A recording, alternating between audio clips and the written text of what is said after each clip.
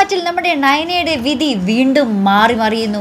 അതേ കൂട്ടുകാരൻ നമ്മുടെ അനന്തപുരിയിൽ വീണ്ടും ഒരു പൊട്ടിത്തെറി നടക്കാൻ തന്നെയാണ് സാധ്യതകൾ കൂടുതലും.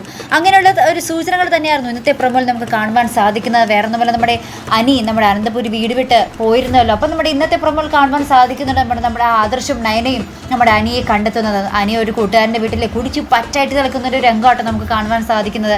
അപ്പോൾ ഒരു അബോധാവസ്ഥയിൽ നമ്മുടെ അനി നമ്മുടെ നന്ദുവിനെയാണ് താൻ സ്നേഹിച്ചിരുന്ന ഒരു കാര്യം നമ്മുടെ കൂട്ടുകാരോടൊക്കെ പറയുന്നുണ്ട്. അതിനുശേഷം നമ്മുടെ ആദർശ് ഇങ്ങനെ നയനയോട് പറയുന്നുണ്ട്, ഇവന് ഇഷ്ടമല്ലാത്ത വിവാഹമാണെങ്കിൽ ഇത് നടത്തണോ, അനാമികമായിട്ടുള്ള ഒരു ജീവിതം അവന് വെറും തകർച്ചയായിട്ട് മാറുകയുള്ളൂ, നമ്മൾക്ക് ആ ഒരു ഇഷ്ടപ്പെട്ട പെണ്ണിനെ തന്നെ കെട്ടിച്ചുകൂടെ, നിനക്കറിയാമോ അതെ അവൻ സ്നേഹിക്കുന്ന പെണ്ണ് ഏതാണെന്ന് ചോദിക്കുമ്പോൾ നമ്മുടെ നയനെ തുറന്ന് പറയുന്നുണ്ട് അതെൻ്റെ അനിയത്തി നന്ദു ആണെന്ന്.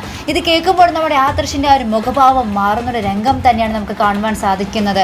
ഇത്രയും നാളും തന്നെ പൊട്ടം കളിപ്പിച്ച നയനയോട് ഇനി എങ്ങനെയായിരിക്കും നമ്മുടെ ആദർശ് പ്രതികരിക്കാൻ പോകുന്നത്?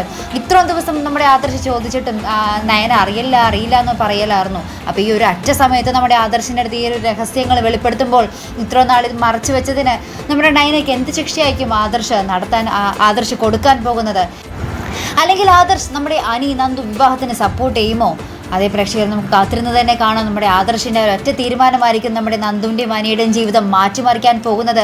വിവാഹം നടക്കുമോ ഇല്ലയോ? ഇതിനൊരു ഉത്തരമാണ് ഇനി വരുന്ന നമ്മുടെ പത്തരമാറ്റ എപ്പിസോഡുകളിൽ നമുക്ക് കാണുവാൻ സാധിക്കുന്നത്. എന്തായാലും നമുക്ക് കാത്തിരിക്കാം. അപ്പോൾ ഇതുപോലുള്ള പ്രൊമോ റിവ്യൂസിനും എപ്പിസോഡ് റിവ്യൂസിനും ഒക്കെ നിങ്ങൾ മറക്കാതെ ചാനൽ സബ്സ്ക്രൈബ് ചെയ്യുക. അടുത്തൊരു വീഡിയോയുമായി വരുന്നത് വരയ്ക്കും ഗുഡ് ബൈ.